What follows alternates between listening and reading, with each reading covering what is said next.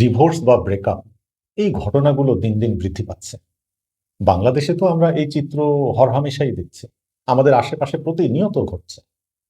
আপনি যদি আপনার পরিচিত মানুষজনের মধ্যে যদি একটু খেয়াল করেন, দেখবেন কারো না কারো ডিভোর্স অথবা ব্রেকআপের অভিজ্ঞতা আছে। বিভিন্ন পরিসংখ্যানে দেখা যাচ্ছে যে পৃথিবীতে 40 থেকে 50% বিবাহিত দম্পতিদের পরিণতি হচ্ছে ডিভোর্স, এবং শতকরা 90% মানুষ জীবনের কোনো না কোনো সময়ে এই ব্রেকআপের অভিজ্ঞতা লাভ করেছে। তার মানে দাঁড়াচ্ছে যে ডিভোর্স বা ব্রেকআপ একটা স্বাভাবিক ঘটনায় পরিণত হচ্ছে, কিন্তু এটা একেবারেই অনাকাঙ্ক্ষিত। এটা আমরা প্রত্যাশা করি না, কিন্তু তারপরেও ঘটছে। যখন দুজন মানুষ বিবাহিত সম্পর্কে আবদ্ধ হচ্ছে অথবা প্রণয় ঘটিত কোনো সম্পর্কে আবদ্ধ হচ্ছে, তখন তাদের লক্ষ্য কিন্তু শান্তিপূর্ণ জীবনযাপন, ভালো ভবিষ্যৎ এবং সুখী হওয়া। কিন্তু সব ক্ষেত্রে সেটা হয় না। অনেক ক্ষেত্রেই ডিভোর্স হয়ে যাচ্ছে, অনেক ক্ষেত্রে ব্রেকআপ হয়ে যাচ্ছে।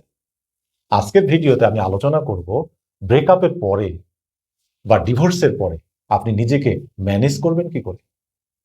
শুরুতে আসেন আমরা এই ব্রেকআপ বা ডিভোর্সের পরে আমাদের মানসিক এবং শারীরিক কি কি অসুবিধা তৈরি হয়। আমি এইটার একটা সায়েন্টিফিক ব্যাখ্যা আমি আপনাদেরকে দিই, তাহলে আপনারা বুঝতে পারবেন। যখন দুজন মানুষ প্রণয় ঘটিত সম্পর্কে থাকে, বিবাহিত সম্পর্কে থাকে, তখন তাদের মধ্যে আনন্দের ফোকাসটা থাকে, সুখী হওয়ার একটা আগ্রহ থাকে, শান্তিপূর্ণ জীবনযাপনের একটা চেষ্টা থাকে। সে কারণে তাদের শরীরে ডোপামিন এবং অক্সিটোসিন হরমোনের পরিমাণ বেড়ে যায়। কিন্তু যখন ব্রেকআপ হয়ে যায় বা ডিভোর্স হয়ে যায়, তখন মানুষটা ডিপ্রেসড হয়ে যায়। ডিপ্রেশনে যখন চলে যায় বা এংজাইটিতে ভুগে অথবা ওভার থিঙ্কিং এ ভুগতে থাকে, বারবার পুরনো কথা মনে পড়ে, সেখান থেকে কোনোভাবেই নিজেকে বের করতে পারে না, তখন কি হয়? এই ডোপামিন এবং অক্সিটোসিন হরমোনের পরিমাণ অনেক কমে যায়। দেখা গেছে যে ব্রেকআপ এবং ডিভোর্সের পরে যে ঘটনাগুলো ঘটে, তার মধ্যে একটা হচ্ছে এক্স পার্টনারকে মনে করা, তার স্মৃতিগুলোকে মনে করা, এবং মাঝে মাঝেই মনে হয় যে ওই সম্পর্কটাই ভালো ছিল, ব্রেকআপ এবং ডিভোর্সের পরে বিষয়টা আরো খারাপ হয়ে গেছে, সে মানুষটাকেই মনে পড়ে। একটা গবেষণা রিপোর্ট আমি দেখলাম, সেখানে বলছে যে শতকরা 50%-এরও বেশি পার্টনার ব্রেকআপের পরে বা ডিভোর্সের পরে তার এক্স পার্টনারকে ফেসবুকে বা সোশ্যাল মিডিয়াতে ফলো করে, তার আইডিতে চলে যায়, গিয়ে তার পোস্টগুলো দেখে, তার ছবি দেখে, তার স্মৃতিগুলো নিয়ে থাকে। তো বিষয়টা হচ্ছে যে এই যে ব্রেকআপ বা ডিভোর্স এর পরে যে ওভার থিঙ্কিং বা পুরনো স্মৃতিতে যে পড়ে থাকা, মনে পড়া, বারবার মনে পড়া এবং কষ্ট পাওয়া, এইটা কিন্তু স্বাভাবিকভাবে ঘটবে। এত বড় একটা দুর্ঘটনা ঘটে গেছে, সেটার জন্য আপনার কোনো মানসিক চাপ তৈরি হবে না? হবে। আপনার কি কোনো শারীরিক অসুবিধা তৈরি হবে না? অবশ্যই হবে। দেখা যায় যে একজন মানুষ যদি ব্রেকআপ বা ডিভোর্সের পরে পুরনো অসুবিধাগুলো, স্মৃতিগুলো বা বর্তমান কষ্টগুলো যদি কমাতে চায় বা ভুলতে চায়, সেটার জন্য একটা সময় লাগে। অনেক সময় দেখা যায় যে 3 মাস সময় লেগে যেতে পারে একজন মানুষের এই শারীরিক বা মানসিক সমস্যা থেকে বের হয়ে আসতে। সুতরাং এই বিষয়গুলো কিন্তু মাথায় রাখতে হবে। আপনার মধ্যে যে ওভার থিঙ্কিং হচ্ছে, আপনি যে কষ্ট পাচ্ছেন, এটা খুব স্বাভাবিক। এমন কি ঘটনা হয় যে আপনি পার্টনারের সাথে বিচ্ছেদ করলেন, পার্টনারের সাথে ডিভোর্স হয়ে গেল, অথচ আপনি কষ্ট পেলেন না, মানসিকভাবে খুব ভালো আছেন? এরকম ঘটনা কি ঘটে? এরকম ঘটনা ঘটে না। সুতরাং ওভার থিঙ্কিং, পুরনো কথা মনে পড়া, এগুলো কিন্তু থাকেই মনের মধ্যে। কারণ আপনার যে ডোপামিন এবং অক্সিটোসিন হরমোনের পরিমাণ সম্পর্ক থাকাকালীন অনেক বেশি ছিল, সেটা এখন অনেক কমে গেছে। ফলে কি হচ্ছে? কোনো কাজে আপনি আনন্দ পাচ্ছেন না, কোনো কাজে আপনার মন বসছে না, আপনার কিছুই ভালো লাগছে না।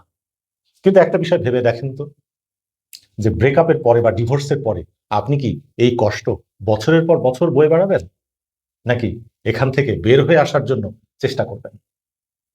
আমার মনে হয় আপনার বছরের পর বছর কষ্ট করার যদি চিন্তা থাকে, তাহলে আপনি ভুল করছেন। আপনাকে চেষ্টা করতে হবে এই কষ্ট থেকে, এই অসুবিধা থেকে, এই মানসিক চাপ থেকে আপনি নিজেকে কিভাবে বের করে আনতে পারবেন, কিভাবে ওভার থিঙ্কিং থেকে আপনি নিজেকে সরাতে পারবেন। কারণ আপনাকে তো বাঁচতে হবে। যে মানুষটা আপনাকে ছেড়ে চলে গেছে, সে কেমন আছে সেটা হয়তো গুরুত্বপূর্ণ না। গুরুত্বপূর্ণ হচ্ছে আপনি কেমন আছেন। আমি কয়েকটা নিয়মের কথা বলবো আজকের ভিডিওতে, হয়তো আপনাদের উপকার হবে। তবে যদি প্রয়োজন মনে করেন, কখনো আপনারা কোনো এক্সপার্টের সাথে আপনার বিষয়টা আলোচনা করতে পারেন। অন্যান্য ভিডিওর মতো বা অন্যান্য আলোচনার মতো আমি সবসময়ই বলবো, নিজের ব্যক্তিগত কথা, ব্যক্তিগত আলোচনা বা ব্যক্তিগত কষ্টের কথা সোশ্যাল মিডিয়াতে কখনোই পাবলিক করবেন না। এটা আপনাকে কোনোভাবেই ভালো রাখবে না, আপনাকে কষ্ট দেবে এবং আপনি হয়তোবা আরো বেশি অসুবিধার মধ্যে পড়বেন। সেজন্য ব্যক্তিগত কথাগুলো ব্যক্তিগত ফোরামেই আলোচনা করবেন। আসেন আমরা একটু দেখে নিই কি কি নিয়ম আপনি মেনে চলতে পারেন after breakup or after divorce. প্রথমে যে কাজটি করবেন সেটি হচ্ছে বাস্তবতাকে মেনে নেন। এই কষ্ট, এই অসুবিধা থেকে বের হয়ে আসার প্রথম ধাপ হচ্ছে বাস্তবতাকে মেনে নেওয়া। যেটা ঘটে গেছে সেটা ঘটে গেছে, এটা আপনি আর ফেরাতে পারবেন না। আপনি যদি বারবার চেষ্টা করেন এটা ফিরে আসবে ফিরে আসবে, সবকিছু ঠিক হয়ে যাবে, আগের মতো ভালো হয়ে যাবে, আসলে অনেক ক্ষেত্রেই এটা ভালো হয় না, বরং খুব রেয়ার এই আগের বিষয়টা ঠিক হয়ে যাওয়া বা সব ঠিক হয়ে যাবে এরকম একটা ধারণা নিয়ে রাখা। যদি রাখেন তাহলে এই মিথ্যে আশ্বাস আপনাকে আরো বেশি অসুবিধায় ফেলবে। দ্বিতীয় যে কাজটি করবেন সেটি হচ্ছে নিজেকে দোষারোপ করা বন্ধ করেন।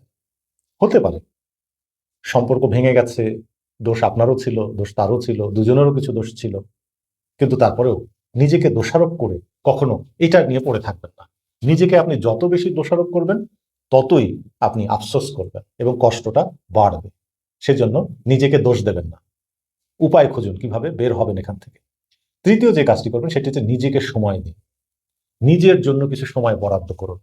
আপনার ভালো লাগার কাজ করুন, কাজে ব্যস্ত থাকুন, আপনি শখের কিছু কাজ করুন, আনন্দ হয় এমন কিছু কাজ করুন।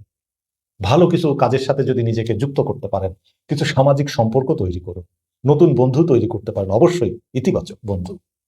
খেয়াল রাখবেন যাদের সাথে এই পুরনো কথা আপনি আর আলোচনা করবেন না, আলোচনা করার প্রয়োজন হবে না।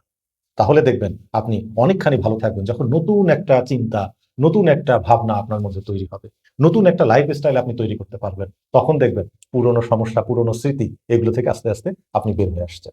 এরপরে যে কাজটি করবেন খুব গুরুত্বপূর্ণ, যে এই ভুলটা অনেকেই করে ব্রেকআপের পরে, ডিভোর্সের পরে, পুরনো পার্টনারের সাথে যোগাযোগ বন্ধ রাখেন। কেউ কেউ এমন ভুলও করেন যে ব্রেকআপ হয়েছে, ঠিক আছে আমরা বন্ধুর মতো থাকবো। আসলে যে সম্পর্ক ভেঙে যায় সেই সম্পর্ক কিন্তু আর বন্ধুত্বের সম্পর্কের রূপ নেয় না। সেই জন্য তার সাথে সকল ধরনের কন্ট্যাক্ট আপনাকে বন্ধ করতে হবে।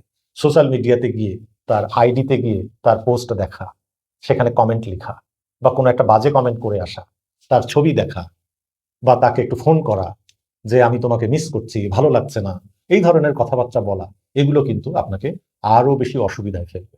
সেই জন্য যখনই ব্রেকআপ হয়ে গেছে, ডিভোর্স হয়ে গেছে, তার সাথে যোগাযোগটা বন্ধ করে দেওয়াই ভালো। আরেকটি যে কাজটি করবেন সেটি হচ্ছে আপনি আপনার জীবনের লক্ষ্যকে একটু রিডিজাইন করেন। আপনি জীবনে কি করতে চান, কি কি আপনাকে করতে হবে, আপনার শারীরিক স্বাস্থ্য, মানসিক স্বাস্থ্য, আপনার অর্থনৈতিক বিষয়, আপনার ভবিষ্যৎ পরিকল্পনা, আপনি যদি ক্যারিয়ারে থাকেন তাহলে সেটা নিয়ে কি করবেন, এই বিষয়টার দিকে খেয়াল করেন। এবং আপনি যখন একটা লক্ষ্য নিয়ে এগোবেন সামনের দিকে এবং একটা কাজের মধ্যে থাকবেন, একটা ইতিবাচক চিন্তার মধ্যে থাকবেন, তখন কিন্তু আপনার জন্য এটা অনেক ভালো হবে যে নিজেকে নতুন করে গড়তে পারেন। এই ক্ষেত্রে একটা বিষয় মনে রাখবেন, আমি খুব ইম্পর্টেন্স দিব এটাতে। অনেকেই ব্রেকআপের পরে নতুন একটা সম্পর্কে জড়ান, এটা করবেন না।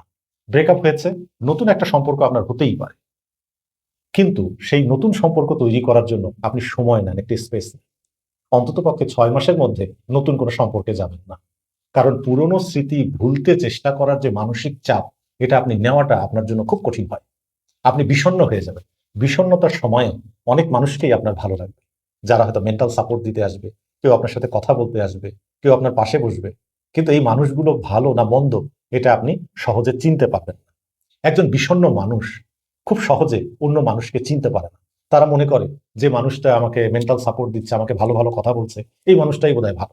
এবং ভুল করে তারা ব্রেকআপের পরপরই আর একটা রিলেশনে জড়ায়। এইটা একটা বড় ভুল আমি বলবো। এই কাজটা থেকে বিরত থাকতে পারলে খুব ভালো হবে আপনার জন্য। এবং আরেকটি বিষয় বলবো সেটি হচ্ছে যত কিছুই হোক নিজেকে মূল্যায়ন করেন। মনে রাখবেন আপনি যদি নিজেকে মূল্যায়ন করতে না পারেন তাহলে পৃথিবীর কেউ আপনাকে মূল্যায়ন করবে না। সেই জন্য নিজের মূল্যটা বোঝেন, নিজেকে মূল্য দেন।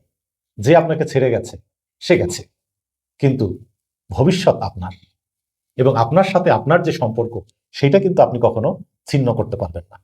যতদিন আপনি বাঁচবেন আপনাকে নিয়ে বাঁচতে হবে। সুতরাং নিজেকে যেন উন্নত করতে পারেন, আরো বড় করতে পারেন, সফল করতে পারেন, সুখী করতে পারেন, সেই চেষ্টা আপনাকে করতে হবে। আজকের ভিডিওতে আমি চেষ্টা করেছি সংক্ষেপে এই বিষয়গুলো আপনাদেরকে বুঝিয়ে বলার জন্য। তবু যদি মনে করেন কখনো আপনারা কোন এক্সপার্টের সাথে আলোচনা করতে পারেন। এবং সবশেষে বলবো, ব্যক্তিগত কষ্টের কথা, অসুবিধার কথা সমস্যার কথা আপনি কখনো পাবলিকলি ফেসবুকে বা কোনো মিডিয়াতে পোস্ট করবেন না। প্রাইভেট আলোচনা সবসময় প্রাইভেট রাখবেন, তাহলে দেখবেন মানসিক অসুবিধাগুলো খুব দ্রুত কাটিয়ে উঠতে পারবেন। ভালো থাকবেন সবাই।